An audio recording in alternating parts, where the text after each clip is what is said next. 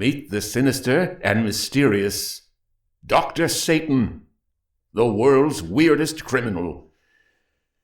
Written by Paul Ernst. Here is a new type of weird tale, and new thrills await you as you listen to the sinister exploits of Dr. Satan, the world's weirdest criminal. He is an immensely wealthy man who has turned to crime to satisfy his longing for thrills, and he makes crime pay beyond the dreams of avarice, for if it did not pay, the game would not be to his liking. He swims to power with utter disregard for others, striking down those in his path cruelly, ruthlessly, inexorably, and weirdly. He is no ordinary villain, but is truly the mastermind of crime, possessing scientific knowledge and power that make him unique among all the so-called masterminds of fiction. He well merits the sobriquet of Dr. Satan, but he is opposed by another mind in many ways equal to his own, Ascot Keene, criminologist par excellence, known even to his intimate friends as only a millionaire playboy. He has turned to tracking down crime for the same reason that Dr. Satan has turned to committing crime, for the thrill of the game. This story is the first of a series of tales, each complete in itself, in which these two strange characters strive against each other. But whether Dr. Satan is preying on rich men in Wall Street, or ruthlessly spreading panic terror in Hollywood, or striking the winter tourist influx in Miami with ghastly death, we know that you will be fascinated with the harrowing adventures of Dr. Satan and Ascot Keene. And each of these stories is a genuine weird tale, eerie, uncanny, and permeated with an icy breath of horror like a cold breeze from the tomb. Tonight, the world's weirdest criminal and strangest detective come face to face, a thrilling, fascinating, and utterly different mystery story. Part 1. The Death Shrub. Business was being done as usual in the big outer office of the Ryan Importing Company. Calls came over the switchboard for various department heads. Men and girls bent over desks, reading and checking order blanks, typewriting, performing the 1,001 duties of big business. Yet over the office hung a hush, more sensed than consciously felt. The typewriters seemed to make less than their normal chatter. Employees talked in low tones when they had something to communicate to one another. The office boy showed a tendency to tiptoe when he carried a fresh batch of mail in from the anteroom. The girl at the switchboard pulled a plug as a call from the secretary of the big boss, Arthur B. Ryan, was concluded. The office boy looked inquiringly at her as he passed. "How's the old man?" he asked her. The girl shook her head a little. "I guess he's worse. That last call was important, and he wouldn't take it himself. He had Gladys take it for him." "What's the matter with him anyhow?" "A headache," said the girl. "Is that all? I thought from the way everybody was acting like this was a morgue, that he was dying or something." "I guess this is something special in the way of headaches," the switchboard girl retorted, smoothing down the blonde locks at the back of her head. "And it came up awful sudden. He walked past here at 9, 2 hours ago, and grinned at me like he felt great. Then at 10, he phoned down to the building drugstore for some aspirin. Now he won't take a call from the head of one of the biggest companies in the city. I guess he feels terrible." "A headache," snorted the office boy. "Well, why don't he go see a doctor?" "I put a call for Dr. Swanson on the top floor of the building 10 minutes ago. He was busy with an appointment, but said he'd be down soon." "Huh, a headache," shrugged the boy again. "And he can't make it. I wonder what he'd do if he got something serious the matter with him." He swaggered on, and the hush seemed to deepen over the office. A premonitory hush. We're all in the big room dimly conscious of the sequence of events about to be started there. Later, many claimed they had felt psychic warnings, but whether this is fact or imagination will never be known. A hush with a drone of voices and machines accentuating it in the outer office. A silence in which the doors of the executives in their cubicles along the east wall of the office space remained closed. A quiet that seemed to emanate from the blank shut door marked Arthur B. Ryan, President. And then the hush was cracked. The silence was torn, like strong linen screaming apart as a great strain rips it from end to end. From behind the door marked President came a shriek of pain and horror that blanched the cheeks of the office workers, a yell that keened out over the hush and turned busy fingers to wood. and which stopped all words on the suddenly numbed lips that had been uttering them. Ryan's secretary, pale, trembling, ran from her desk outside the office door and sped into Ryan's office. "Oh, my God!" The shriek came more dearly to the general office through the open door. "My head! Oh, my God!" And then the screams of the man were swelled suddenly by the high shriek of the girl's secretary. "Look! Look!"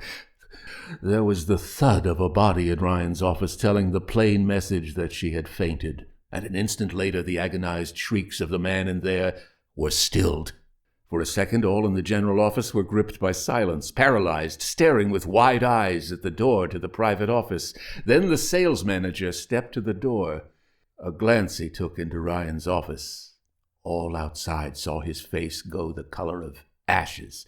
He tottered, caught at the door to keep from falling. Then, with the air of a man dazed by a physical blow, he closed the door and stumbled toward the switchboard. "Phone the police," he said to the girl. "My God, the police, though I don't know what they can do. His head!" "What? What's the matter with his head?" The girl faltered as her fingers stiffly manipulated the switchboard plugs. The sales manager stared at her without seeing her, his eyes looking as if they probed through her and into unplumbed chasms of horror behind her. "A tree growing out of his head," he panted. "A tree pushing out of his skull like a plant cracking a flower pot it outgrows, and sending roots and branches through the cracks." He leaned against the switchboard. "A death tree, killing him, murdering him. Harry, get the—" He lunged for her, but it was too late.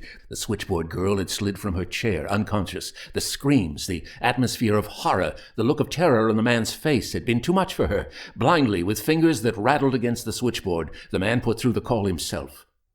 That was at 11 in the morning of July 12th, a day that made criminal history in New York. At 11:10, in a great Long Island home, the second chapter was being written. The home belonged to Samuel Billingsley, retired merchant. It was a huge estate, high-walled. In the walls, a new iron gate glistened, closing off the front driveway. It was a high gate, heavily barred, the kind of gate that would be installed by a man afraid for his life. Beside that gate, two men lounged. Each was big, heavily muscled, with a bulge at his armpit, speaking of a gun in readiness. At the front door of the house another man was stationed, and there was one at the rear, and still another one patrolling the grounds. This last one carried a rifle. The summer sun gleamed bright over the estate. The silence of the suburbs enveloped it, yet danger lowered like a black veil over the place. A long, low roadster slid to a stop before the closed iron gate. A young man, dark-haired, with dark gray eyes, sounded the horn. Reluctantly, the gate was opened. The man drove the roadster in and started toward the house, but was stopped by the two guards, who stood before the car with an automatic apiece covering its driver. The young man glared. "Well," he snapped, "who the devil are you? What are you doing here?" "Same to you, buddy," rasped one of the men, coming closer. "What's your business here?" The young man glanced at the new high gate and back to the guards. "I'm Samuel Billingsley's nephew," he said. "My name's Merton Billingsley. I've been away for a month, and I come back to be stopped at the point of a gun at my own uncle's house." "Take it easy," said the man gruffly. We're Mr. Billingsley's bodyguard. Hired us 2 days ago. Orders were to investigate everybody driving in here. Have you got any proofs that you're his nephew?" The young man showed letters. His annoyance was giving way to curiosity and alarm. "Bodyguard!" he exclaimed. "Why, a bodyguard? Is my uncle's life in danger?" The man shrugged. "I wouldn't know, but I guess it is, or he wouldn't have hired us. He didn't tell us anything except to keep everybody out of the grounds." Merton Billingsley clutched at the man's arm. Is he all right now? Have there been any attempts on his life so far?" "None yet," said the man, holstering his automatic. "And I guess he's all right. Except he's got a headache." "A headache?" "Yeah. His high-hat butler came down here a half-hour ago and said a doc had been called and we were to let him through. The old Mr. Billingsley had a bad headache.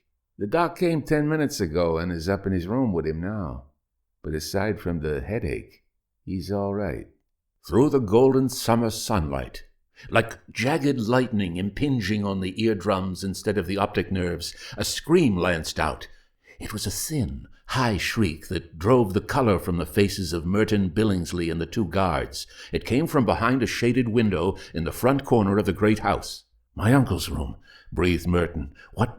He swallowed and jerked his head to the two guards. "On the running board," he snapped. "We'll get to the house." The whine of gears drowned his words. With a guard on each side, the roadster sped down the gravel driveway into the house. The door opened as Merton got to it. A gray-headed butler faced him. "Willies!" exclaimed Merton. "My uncle! What in God's name is the matter with him?" The man shook his head. I don't know.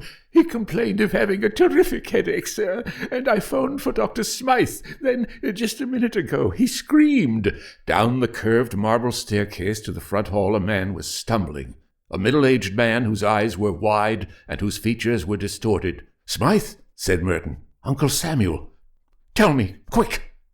The doctor stared at him. He moistened his lips. "Your uncle is dead." "Dead? But what happened to him?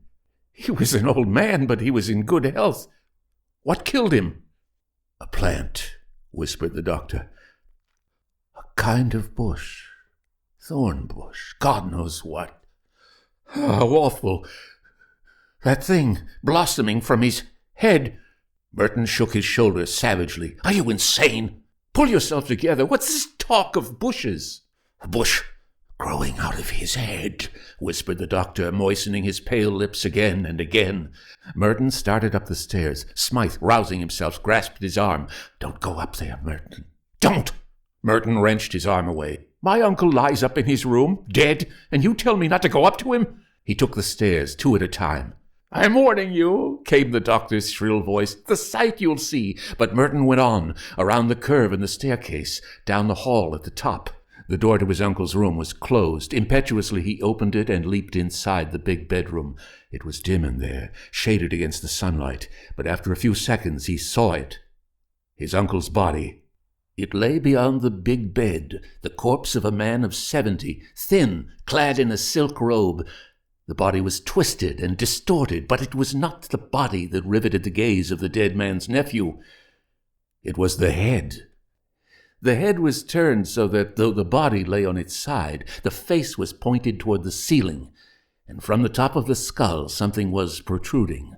Merton's hands crept toward his throat as he looked at it. A sort of bush, with leafless, sharp-pointed twigs branching out in all directions, grew from the top of the skull. It was like a hand with many small, sharp fingers that had thrust up through the bone with its thick, wrist-like stem rooting in the brain beneath. A tree, quick with life, though rooted in death. Quick with life? As Merton stared with glazing eyes, he saw the leafless, sharp little branches crawl out a little farther. The thing was growing even as he watched it. With a low cry, he turned and ran from the room. That concludes tonight's exciting adventure of Dr. Satan, the world's weirdest criminal. Join us next time for Episode 2, Ascot Key. Copyright exists on all recordings issued by Edward E. French. Inquiries should be addressed to email edwardfrench06@hotmail.com. That's edwardfrench06@hotmail.com.